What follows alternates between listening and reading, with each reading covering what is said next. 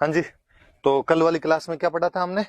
कल वाली क्लास में हमने दो राजा के बारे में पढ़ा था। दो तो क्या, वैसे जानकारियां थोड़ी ज्यादा ही थी। बड़े दो राजा थे जिनके बारे में बताया। लो फिर मैं एक बार 5 मिनट में अपने रिवीजन कर लेते हैं उसका। तो हमने पढ़ा था कि सांगा की जब डेथ हो गई थी तो सांगा के बाद अगला राजा कौन बने? तो सांगा के सबसे बड़े बेटे थे भोजराज, जिनकी शादी मीराबाई के साथ हुई थी। उनकी मृत्यु तो सांगा के जीवन काल में ही हो गई थी। फिर दूसरे थे रतन सिंह, वो राजा बने। और वो बूंदी के सूरजमल के खिलाफ शिकार खेलने के लिए गए थे। वहां पर दोनों साथ में किसी बात पे झगड़ा कर लिया और दोनों ही लड़ते हुए मारे गए थे। फिर उसके बाद राजा किसको बनाया जाता था? विक्रमादित्य को बनाया गया था। मैंने कहा था विक्रमादित्य और उदय सिंह सांगा के दो बेटे थे, जो उनकी हाड़ी रानी कर्मावती के बेटे थे। विक्रमादित्य में ज्यादा कोई लखन थे नहीं, तो कर्मावती उसकी गार्जियन बनी, उसकी सरंगसिका बनी, कर्मावती संभालती थी। गुजरात में उस समय सुल्तान हुआ करता था बहादुर शाह।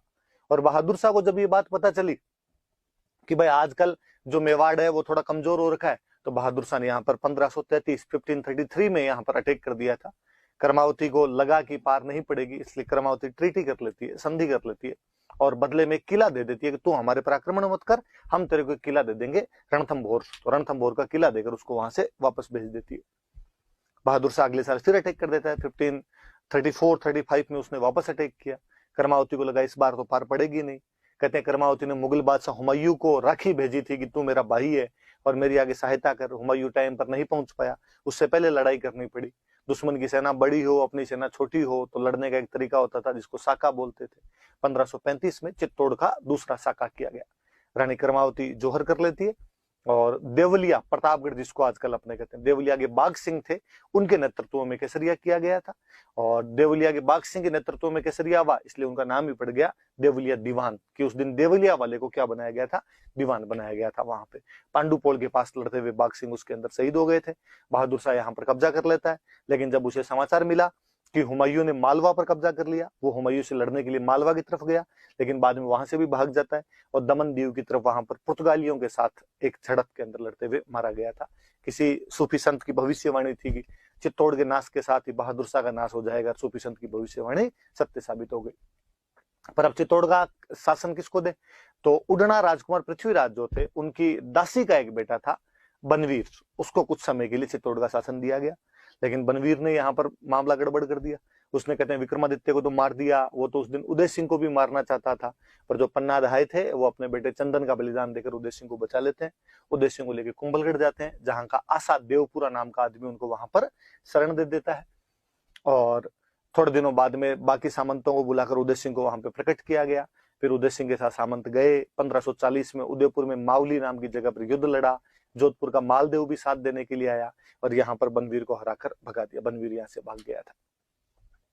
फिर उसके बाद में उदय सिंह के टाइम में और क्या क्या बातें हुई? फिर उदय सिंह की शुरुआत में तो मालदेव से बहुत ज्यादा बनती थी, लेकिन बाद में एक झाली रानी थे, उनको लेकर, झालाओं की एक लड़की थी, उसको लेकर मालदेव के साथ विवाद हो गए थे।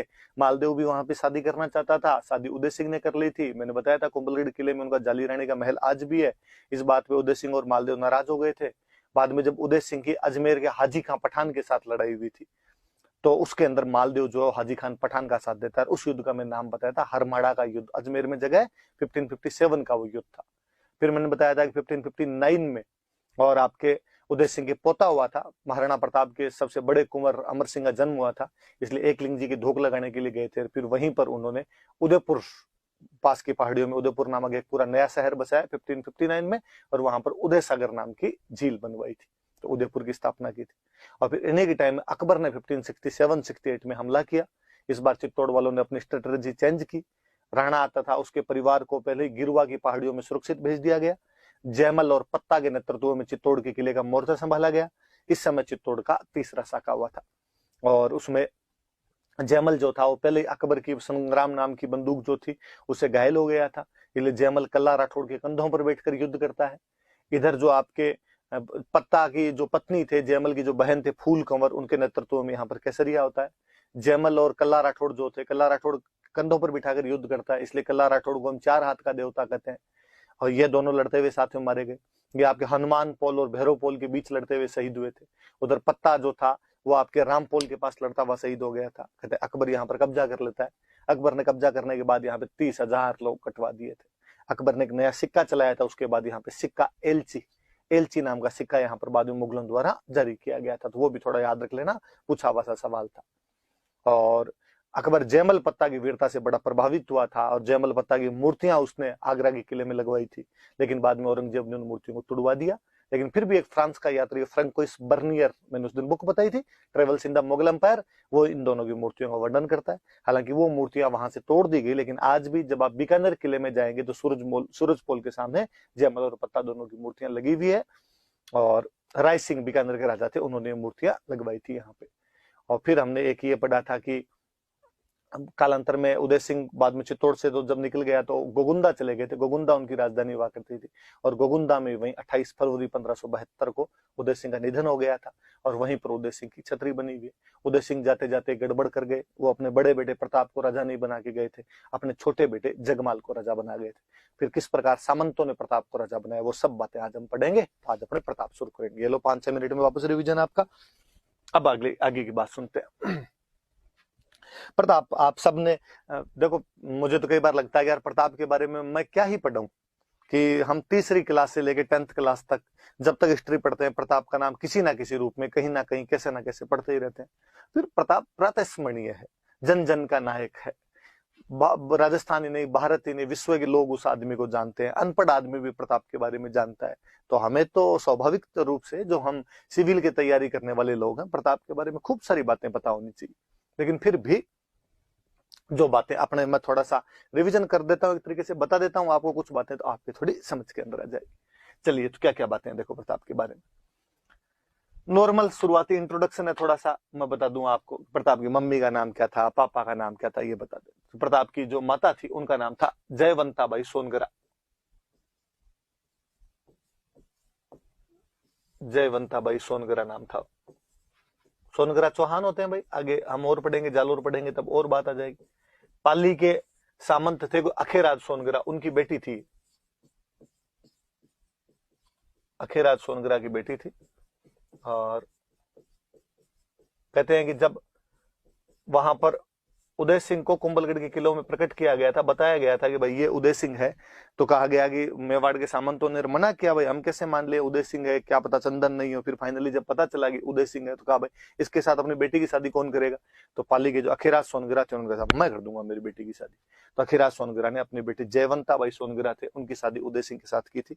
और उन्हीं का बेटे जो थे वो महाराणा प्रताप, उन्हीं के बेटे हुए थे। पिताजी का नाम अपने को पता ही है, बताने की आवश्यकता नहीं कि पिताजी का नाम क्या था। तो पिताजी का नाम था उदय सिंह। मेवाड़ के महाराणा ही हुए, पिछले महाराणा जो हमने पढ़े थे वही थे। फिर लिखा हुआ है जन्म कब हुआ था, तो जन्म याद रखने वाली बात है, ज्यादातर जन्म तिथियां वगैरह मनाते ही रहते हैं तो आता ही रहता है। तो 9 मई 1540 ईस्वी को जन्म हुआ था। 9 मई 1540 एडी जो थी उसको जन्म हुआ था। पर है ना, कई बार आप देखना आजकल क्या थोड़ा सोशल मीडिया आ गया, तो फेसबुक पे इन प्रताप की जयंतियों फिर खूब सारी बधाई मिलती रहती है। तो कई बार क्या होता है, आप देखते हो कि कुछ लोग किसी दिन जयंती मना रहे हैं, कुछ लोग किसी दिन जयंती मना रहे हैं, कोई 9 मई को मना रहा होता है, कुछ किसी अलग ही तिथि को मना रहे होते हैं। फिर हमें लगता है यार ये कैसे हो गया। तो वास्तव में वो 9 मई 1540 तो जो अपना अब जो कैलेंडर चलता है, ग्रिगोरियन कैलेंडर चलता है, उसके अनुसार है। पहले जो अपना जो विक्रमी कैलेंडर चलता है, गांव में जिस कैलेंडर को हम फॉलो करते हैं, मम्मी अपना जो कैलेंडर मानती है चैत बैसाख जेठ वाला, तो उस कैलेंडर के अनुसार ही कुछ लोग प्रताप की जयंती मना लेते हैं। तो वो जो जेठ का महीना आता है,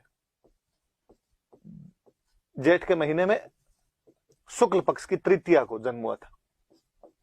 शुक्ल पक्ष मतलब जिसके अंदर चांद दिखता है, तृतीया।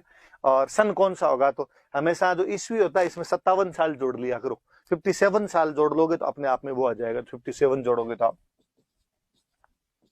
ये आ जाएगा। तो ये विक्रमी कैलेंडर है, विक्रमी संवत है, तो ये भी याद रख लेना। तो ये थोड़ा पूछे तो नहीं एग्जाम में, पर वो कभी गड़बड़ी हो तो दिमाग में रखना कि 9 मई को मना रहे हैं, इसका मतलब तो तारीख के अनुसार मना रहे हैं, दिनांक डेट जो आज अपनी होती है उसके अनुसार मना रहे हैं। और कोई दूसरी डेट को मना रहा है यदि कोई, तो फिर आप देखना कि अरे महीना कौन चल रहा है, तो पक्का ज्येष्ठ चल रहा होगा, शुक्ल पक्ष होगा और उसकी तृतीया होगी, उसको वो लोग मना रहे होंगे। तो थोड़ा सा ध्यान रख लेना। अब इसके बाद कि प्रताप का जन्म कहां पर हुआ था, तो कहते हैं कुंभलगढ़ के किले में प्रताप का जन्म हुआ था। कुंभलगढ़ मैंने वैसे ही बताया था कि इनकी संकट मोचक राजधानी थी। तो कुंभलगढ़ के किले के अंदर प्रताप का जन्म हुआ था। कब हुआ प्रताप का जन्म, तो 9 मई 1540 को। देखो और एक बात बताऊं, ये वाली जब मैं तारीख पढ़ता हूं तो मुझे एक चीज बड़ी जोरदार सी लगती है कि 9 मई 1540 को प्रताप का जन्म हो गया। छोटी क्लासों में एक कहानी अपने को सुनाई जाती थी कहानी क्या थी? कहानी ये थी कि बनवीर जब उदय सिंह को मारने के लिए गया था, तब पन्नाधाय जो थे वो अपने बेटे चंदन को वहां पर सुला देते हैं और उदय सिंह को बचा लेते हैं। बनवीर चंदन को मार के चला जाता है। फिर आगे की कहानी का इंटरेस्ट है, देखो आप आगे फिर कहानी ये कहती है कि पन्नाधाय उदय सिंह को घास फूस की टोकरी में डाल के लेके गए थे और घास फूस की टोकरी में लेके उसको कुंभलगढ़ जाते हैं। नहीं भाई, ऐसा कुछ भी नहीं था, कोई घास फूस की टोकरी में डाल के नहीं लेके गए थे उदय सिंह का। भाई आप ये कैसे कह सकते हो? वो जो घटना है घास फूस की टोकरी वाली जो बताते हो वो 1536 की बताते हो, 1536 की बताते हो। मतलब कोई बच्चा 1536 में इतना छोटा सा है कि उसको घास फूस की टोकरी में आप लेके जा रहे हो, और मात्र 4 साल बाद 1540 में उसके खुद के बेटा हो जाता है। तो ये तो बड़ा ही कॉन्ट्राडिक्टरी सा लगता है। तो नहीं, ऐसा कुछ भी नहीं था। तब तक काफी बड़ी उम्र थी, 14 साल के थे लगभग उदय सिंह, और कोई टोकरी में डाल के नहीं, बाकायदा अंगुली पकड़ के पापा पापा चला के लेके गए होंगे। 1522 के अंदर ही उदय सिंह का जन्म हो गया था। तो 1536 तक लगभग 14-15 साल के वो थे। तो वो हमेशा ध्यान रखना कि वो थोड़ा कवि ने चीजों को अतिरंजित कर दिया है, वहां पर एग्जेजरेट कर दिया है वहां पर चीजों को, इसलिए अपने को लगता है। और अपने क्या एक बड़ा दुर्भाग्य है कि अपने हिस्ट्री कहानियों में पढ़ी जाती है ज्यादातर, और हम कई बार कहानियों को एग्जैक्टली इतिहास ही मानने लग जाते हैं। तो वहां पर वो कॉन्ट्राडिक्शन आए बिना रहता नहीं। तो ध्यान रखना इस बात का कि भाई 1540 में तो प्रताप ही पैदा हो गया था उदय सिंह के, तो इतना कोई छोटे वगैरह नहीं थे। फिर प्रताप के बचपन का नाम क्या था? ये एग्जाम वाले आरपीसी वाले क्वेश्चन और पूछ लेते हैं। मुझे तो कभी समझ में नहीं आया कि यार ये क्वेश्चन कैसे पूछा जाता है, क्या था, क्योंकि इसका आंसर जो है कि प्रताप के बचपन का नाम क्या था, तो वो कहते हैं किक्का। क्वेश्चन पूछा हुआ आरपीसी का, आपने किताबें लिख देती डंकी डंकी, प्रताप के बचपन का नाम किक्का था। पर भाई पहाड़ी प्रदेशों में मेवाड़ वाला जो हिली एरियाज है, वहां पर कोई जो छोटा बच्चा होता है उसको किक्का ही बोलते हैं। तो प्रताप नहीं, कुंभा, सांगा, राज सिंह, अमर सिंह, बापा रावल, कोई भी छोटा बच्चा रहा होगा तो उसे किक्का ही कहा होगा। जैसे मैं होता हूँ, अपने पश्चिमी राजस्थान के लोग हैं, अपने वेस्टर्न राजस्थान में कोई छोटा जो बच्चा होता है उसको बोलते हैं गिग्गो, लड़की को बोल दे तो गीगली। अपने खूब सारे गीत मिल जाएंगे आपको राजस्थानी को, गिग्गा थारो पालनो गढ़ा दूं सामी साल में। तो गिग्गे के ना, गिग्गा मतलब छोटा बच्चा। आप थोड़ा पंजाब की साइड में जाओगे, गंगानगर हनुमानगढ़ की साइड में जाओगे, आप यदि पंजाबी मूवी देखोगे, कोई पंजाबी सॉन्ग सुनोगे, छोटा बच्चा जो होता है उसको कहते हैं काका, लड़की को इवन काकी, काका और काकी तक बोल देते हैं। तो कोई छोटा बच्चा होता है उसको बोल देते हैं। अपने ये थोड़ी कह सकते हैं पर्टिकुलर किसी का नाम, पर फिर भी चूंकि आरपीसी वालों ने पूछ लिया, चूंकि किताबें लिख देती है, तो अपने भी याद कर लें कि उनके बचपन का नाम क्या था। तो बचपन का नाम क्या था? किक्का था। फिर क्या लिखा हुआ आगे?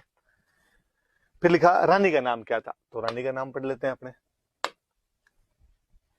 अजब दे पंवार। वैसे तो कई रानियां थी, पर जो मुख्य रानी थी, जो पटरानी थी, उनका नाम था अजब दे पंवार।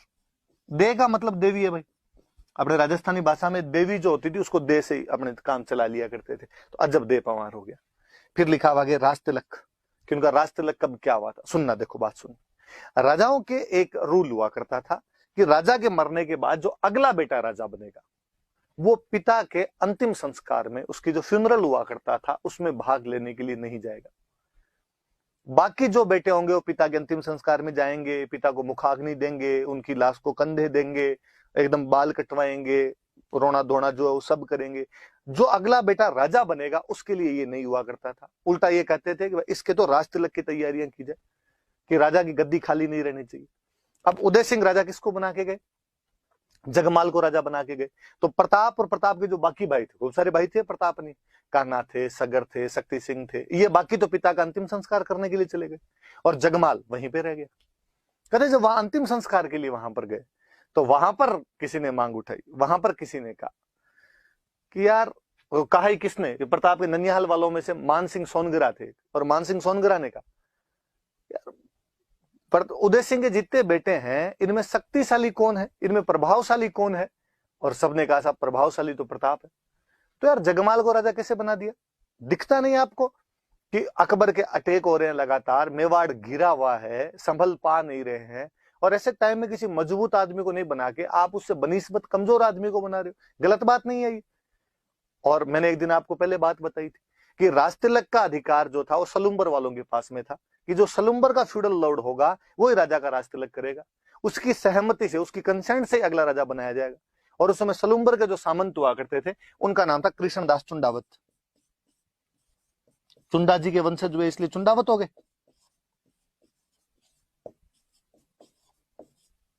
कृष्णदास चुंडावत नाम था। और उन कृष्णदास जी की तरफ देखते हुए कहा कि भाई ये क्या तरीका है, और आपकी सहमति क्या जगमाल के साथ है? और उन्होंने कहा नहीं भाई, हमारी सहमति जगमाल के साथ में नहीं, और हमारी सहमति तो प्रताप के साथ में, और लो हम तो प्रताप को राजा घोषित करते हैं। तो वहां गोगुंदा के अंदर ही प्रताप को शमशान घाट में राजा घोषित कर दिया गया था। वापस आए, वापस आगे उनको कहा, जगमाल जी को कहा कि जगमाल जी आप राजा नहीं हो, हम तो राजा प्रताप को बना के लाए, राजा वाली सीट पे प्रताप बैठेगा, आप सामने वाली सीट पे जाके बैठो। हालांकि जगमाल इससे बड़े नाराज हुए थे, जगमाल यहाँ से चला ही गया था वापस, वो अकबर के पास चला जाता है, और अकबर ने उसको एक जागीर दे दी थी, जहाजपुर की जागीर दे दी थी। और आगे मैं और जब सिरोही पढ़ाऊंगा तब मैं और बताऊंगा, बाद में अकबर ने उसको आधा सिरोही दे दिया था जगमाल को। तो जगमाल यहाँ से नाराज होकर अकबर के पास में चला गया था। प्रताप को तो अब याद रखने वाली कि प्रताप का राजतिलक कहां पर हुआ, तो गोगुंदा में। किसने किया, तो सलुम्बर वाले करेंगे। सलुम्बर वाला कौन है, तो कृष्णदास चुंडावत है, इन्होंने प्रताप का राजतिलक किया था। पर प्रताप ने कहा यार मजा नहीं है यहाँ पे, तो गोगुंदा के अंदर तो अब यूं कोई जल्दबाजी में राजतिलक थोड़ा ढंग से करवाया जाए, तमंचे भी डिस्को करें, थोड़ा डांस वांस किया जाए। तो प्रताप ने वैसे भी अपनी राजधानी भी पहले गोगुंदा हुआ करती थी उदय सिंह के टाइम में, ये कुंभलगढ़ की तरफ शिफ्ट करते हैं, और अपना दोबारा विधिवत सिस्टमेटिक लीगल रूप से कोरोनेशन जो करवाया था वो बाद में कुंभलगढ़ के अंदर करवाया था। तो बाद में दोबारा राजतिलक हुआ उनका कुंभलगढ़ में। बाकायदा कुंभलगढ़ वाला जब राजतिलक हुआ तो आसपास के सारे राजाओं को न्योते दिए गए, इनविटेशन दिए गए, आओ एक राजा की कोरोनेशन सेरेमनी हो रही है। और अभी भी देख लो कि अपने कहते हैं भाई फलानी जगह वो राष्ट्रपति जीत गया, तो अपने मोदी जी उनको बधाई देते हैं। और आपने कभी नोटिस किया 2014 में तो अपने जब मोदी जी प्रधानमंत्री बने थे तब आसपास के सारे प्रधानमंत्रियों को बुलाया और था शपथ ग्रहण समारोह के अंदर। दूसरे देश वाले भी अपने वालों को बुलाते ही रहते हैं, तो वैसे वैसे राजा ने अपने आसपास वालों को भी बुलाया कि यार सारे आओ। बाकियों के नाम तो याद रहे नहीं रहे, एक बंदे का नोटिस करने वाली बात है, इतिहासकारों ने उसको थोड़ा ज्यादा मेंशन किया। उस समय मारवाड़ का राजा हुआ करता था चंद्रसेन। कौन था मारवाड़ का राजा, चंद्रसेन, और ये अकबर से पंगे ले रहा था, अकबर के खिलाफ लड़ रहा था।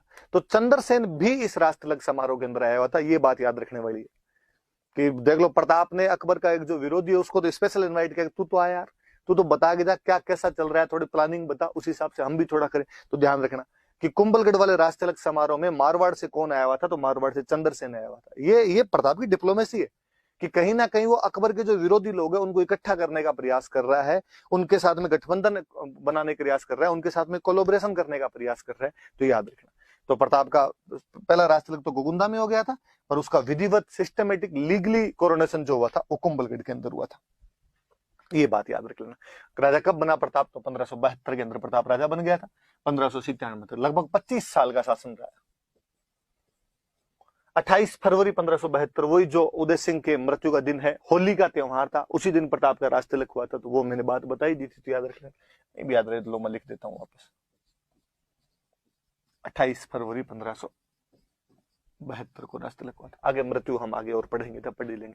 25 साल ये याद रखना, क्योंकि मुझे याद है ये भी एक बार क्वेश्चन पूछा हुआ है कि प्रताप ने कितने वर्षों तक शासन किया था। तो प्रताप ने 25 साल शासन किया था, याद रख लेना थोड़ी बात है। ये मोटी मोटी सी बात कि मम्मी का नाम जयवंताबाई सोनगरा, पाली के खेरा सोनगरा की बेटी थी।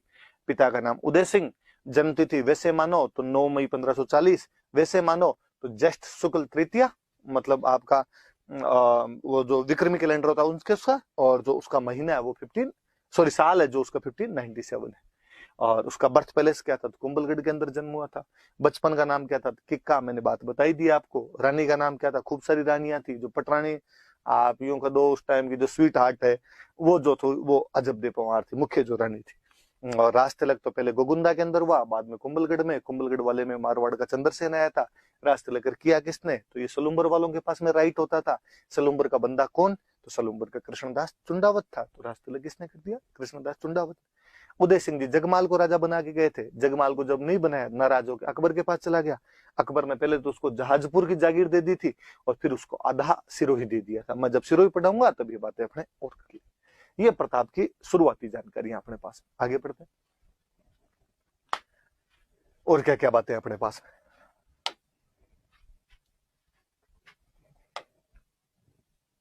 आगे लिखा हुआ है अकबर के दूत। अब जब अकबर को पता चला कि महाराणा प्रताप राजा बने हैं वहां पे, तो अकबर ने महाराणा प्रताप को समझाने के लिए अपने कुछ मैसेंजर भेजे, अपने कुछ दूत भेजे।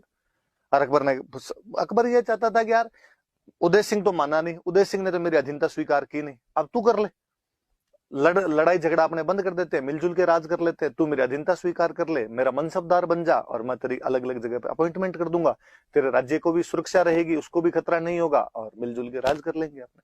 तो कहते हैं कि प्रताप को समझाने के लिए अकबर ने 4 बंदे भेजे थे, 4 दूत भेजे थे। संख्या भी याद रखना कि 4। कौन कौन थे? तो सबसे पहले एक बंदे को जिसको भेजा था, उसका नाम था जलाल खां कोरची।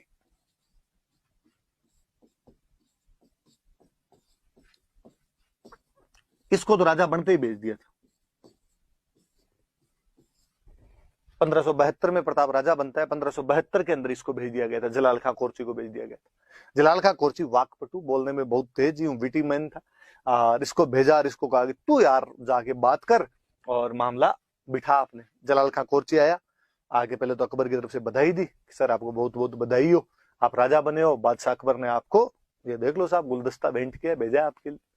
प्रताप ने कहा थैंक यू यार, का थोड़ी सी बात और करनी थी आपकी। हाँ बताओ क्या बात करनी थी? कि वो आपके पापा तो माने नहीं थे, आपका थोड़ा ट्रीटी विटी संधि बंदी के बारे में क्या कहना है? प्रताप ने कहा ना ना मेरा तो ऐसा कोई मूड नहीं, थोड़ा देख लो ऊपर नीचे लेगी कोई बात हो जाए। नहीं नहीं कोई मूड नहीं। पक्का? क्या पक्का? जलाल खां कोरची वापस गया और उसने जाके अकबर का एकदम साफ साफ मना किया। अपने मारवाड़ी में कहते हैं चिट्टो चिट्टो ना दियो, तो एकदम साफ साफ मना कर दिया है, मानने के लिए तैयार नहीं है। अकबर ने सोचा यार अब क्या किया जाए। अकबर के दिमाग में यार राजस्थान का बंदा है, राजस्थान का राजपूत राजा है, क्यों ना राजस्थान के किसी राजपूत को ही भेजा जाए ताकि इसको पटा सके। यंग बंदा 32 साल की उम्र में राजा बना है, क्यों ना किसी यंग को ही भेजा जाए ताकि उसकी बात थोड़ी मान ले। और अकबर के दरबार में एक यंग राजकुमार था मान सिंह। आमेर वालों का अपने राजकुमार हुआ करता था मान सिंह कछवाहा, और आमेर वालों ने अकबर की सबसे पहले अधीनता स्वीकार की थी, 1562 में ही कर ली थी, हम आगे और बताएंगे। बारमल अधीनता स्वीकार कर लेता है मान सिंह का जो दादा था। तो मान सिंह को भेजते हैं, और थोड़ा तेज तर्रार भी था मान सिंह। और अकबर ने मान सिंह को कहा मान सिंह जी आमेर गए हुए कितने दिन हो गए? मान सिंह ने कहा थोड़ा टाइम तो हो गया, तो जाओ छुट्टी है आपकी, और एक काम करना थोड़ा जाते उदयपुर की तरफ से होके जाना, तो उधर प्रताप से बात करके जाना, मेवाड़ से होके जाना। तो मान सिंह ने कहा ठीक है। तो दूसरा जो बंदा भेजा गया था वो बंदा था मान सिंह।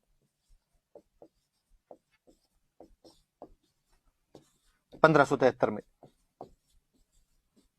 मान सिंह को भेज दिया। मान सिंह यहाँ पर आया, मान सिंह ने बात करने के लिए प्रताप को बुलाया यहाँ पे। कहते हैं बाकायदा शाम को डिनर का प्रोग्राम रखा गया, उदय सागर की जो पाल है वहां पे डिनर के लिए बुलाया गया। देखो प्रोटोकॉल होता है कि अमेरिका का विदेश मंत्री आए तो भारत का विदेश मंत्री मिल लेगा, रशिया का रक्षा मंत्री आए तो अपना रक्षा मंत्री मिल लेगा, पाकिस्तान का सूचना प्रसारण मंत्री आए तो अपना सूचना प्रसारण मंत्री, मतलब समकक्ष जो काउंटर पार्ट है आपका वो आपके उधर से बात करेगा। और प्रताप ने दिमाग लगाया कि यार आमेर का राजकुमार बात करने के लिए आया, तो क्यों ना मैं मेरे राजकुमार को भेज दूं। और प्रताप के जो बेटे थे सबसे बड़े बेटे उनका नाम था अमर सिंह, तो यार अमर सिंह को भेज दिया जाए। तो अमर सिंह को बातचीत करने के लिए भेज दिया। पर मान सिंह को यह लगता था यार मैं अकबर का दूत हूं, मेरे से बात करने के लिए तो राजा खुद है, वही है अमेरिका माई बाप है जैसे आज। तो अमेरिका का कोई आता है तो अपने वाले सभी बात करते हैं उससे। अब जब वहां अमर सिंह, एक तो कहते हैं अमर सिंह लेट गया थोड़ा सा, मान सिंह पहले ही चला गया था वहां पे डिनर के लिए, अमर सिंह लेट गया, उसको थोड़ा वो बड़ा बुरा लगा यार जो होस्ट है वो तो खुद ही नहीं है, मैं गेस्ट आगे बैठा हुआ। फिर थोड़ा अमर सिंह के लिए कहते हैं, अमर सिंह थोड़ा बदमाश टाइप का था, अपने जो गाँव में कहते हैं भाई बहुत सरडो है, तो उस टाइप का था अमर सिंह। अमर सिंह थोड़ा लेट गया, जाके सामने बैठ गया। मान सिंह ने जाते पूछा और तुम्हारे पिताजी क्यों नहीं है, राणा जी कहाँ पे? और उसने यूं बेपरवाही के अंदाज के अंदर एकदम केयरलेस तरीके से उसने कहा पापा, पापा तो आज पेट दर्द कर रहा है उनका। और मुस्कुराया मान सिंह के सामने देख के। मान सिंह समझ गया कि ये कह रहा है कि भाई पापा तो नहीं आएंगे, तेरे खाना तो मेरे साथ ही खाना पड़ेगा। और मान सिंह ने कहा कि मान सिंह खड़ा हुआ, खड़े हो गए, उसने मुझे खाना वाना नहीं खाना, तुम्हारा डिनर वगैरह उछाल दिए उसने। और उसने कहा तुम्हारे पापा को जाकर कह देना कि मैं जो पेट दर्द है वो तो मैं ठीक कर दूंगा, युद्ध के मैदान में मैं सेना लेके आऊंगा और वहीं देखेंगे अब तो। और वो जाने लगा।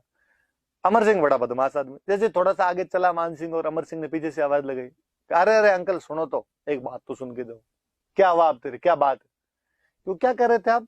कहाँ ठीक कर दोगे आप जो पापा का पेट दर्द हो, कहाँ ठीक कर दोगे? मैं युद्ध के मैदान में सेना लेके आऊंगा और युद्ध करूंगा और मार दूंगा तुम सबको मैं। अमर सिंह ने और मुस्कुराते कहा, अंकल एक काम करना, अकेले मत आना, फूफा जी को साथ लेके आना। जो अकबर था उसके साथ में मानसिंह की बुआ की शादी हो रखी थी, इसलिए उसने टोंट मारा वापस कि अकबर को साथ ही ले आना। फिर उसकी तरफ से जब बात करने के लिए, और मानसिंह और गुस्सा है, उसने मैं देख लूंगा तुम्हें। थोड़े और आगे पैर पटके उसने वापस अमर सिंह ने कहा, अंकल प्लीज एक लास्ट बात और सुन। क्या है अब? हमारे पाली में एक जगह पड़ती है सोजत, हाँ तो वहां पर मेहंदी बहुत अच्छी मिलती है, तो मैं क्या करूं उसका? तो बुआ जी के लिए ले जाना आपने। अब तो मानसिंह और भयंकर गुस्सा। मानसिंह गया अकबर के पास, मानसिंह ने जाते कहा, मुझे अभी के अभी सेना दो, मैं अटैक कर दूंगा, मैं उसको मार दूंगा, वहां पे मेवाड़ वालों को तबाह कर दूंगा। अकबर ने पूछा, बात क्या? अभी बात तो बता, प्रताप ने क्या कहा तेरे को? तो प्रताप ने, वो आए नहीं मेरे से बात करने के लिए।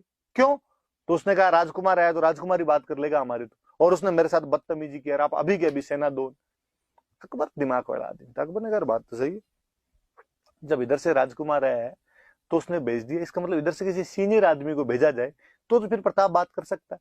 तो उसने मानसिंह जी को, साथ वाले जो दूसरे थे, उनको कहा, भाई साइड में लेके जाओ रे, थोड़ा ठंडा करो इसको। जून का महीना था, जून के महीने में गया था मानसिंह, तो कहा थोड़ी गर्मी चढ़ गई मानसिंह जी को साइड में लिया। और मानसिंह जी के पापा थे भगवंत दास थे, और भगवंत दास जी कहा, जब वो सीनियर से मिलना चाहता था, क्यों ना आप मिल लो यार जाके।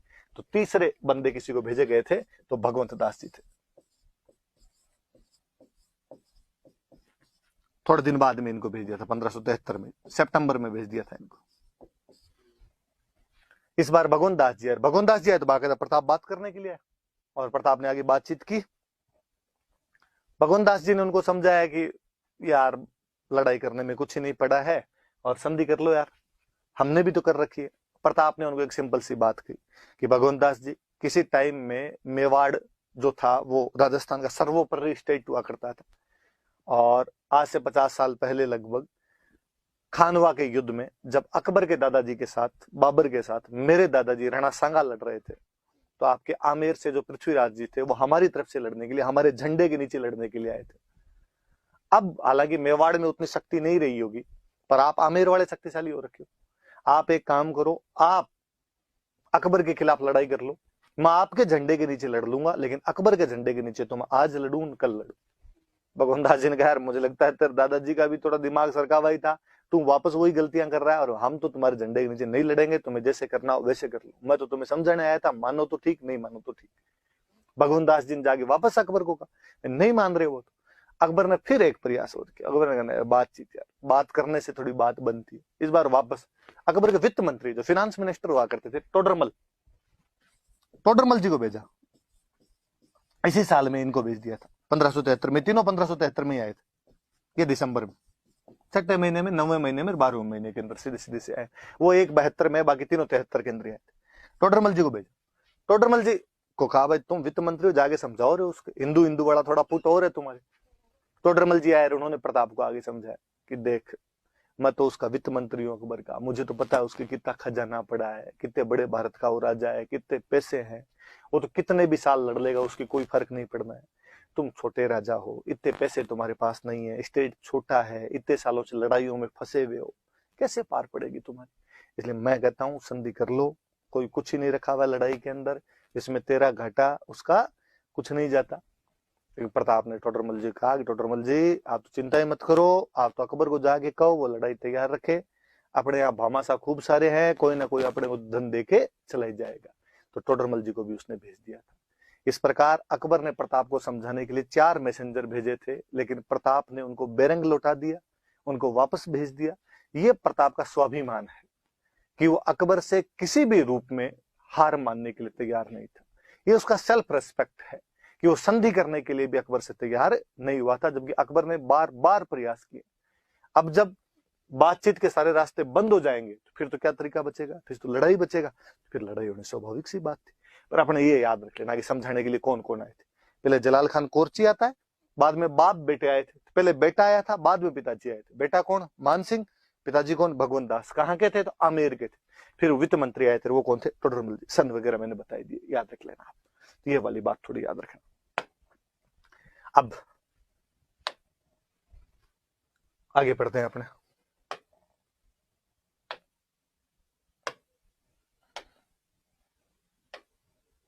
आगे आगे आगे बढ़ते हैं। देखो, अब जब बातचीत के सारे रास्ते बंद हो गए तो युद्ध होना था, युद्ध हुआ। प्रसिद्ध युद्ध इतिहास का आप सब जानते ही हैं, मुझे ज्यादा बताने की आवश्यकता ही नहीं इस युद्ध के बारे में, फिर भी थोड़ी बात करते हैं। लिखा हुआ हल्दी घाटी युद्ध। सबसे पहले बात आती है कि कहां पे ये जगह, कब हुआ था युद्ध। जगह कहां पे, तो अपने राजसमंद जिले के अंदर ये जगह है। युद्ध कब हुआ, वापस वही जून का महीना, 18 जून 1576 यही तारीख। हालांकि कुछ इतिहासकार जो अपने हैं ये इसको 21 जून भी मानते हैं, पर अपने तो भाई राजस्थान बोर्ड वाली किताबों में उन सब में 18 जून ही दी हुई है, तो आप तो अपने 18 जून ही मान लेना। किसके बीच में युद्ध हुआ, तो भाई राणा प्रताप और अकबर की सेनाओं के बीच में युद्ध हुआ।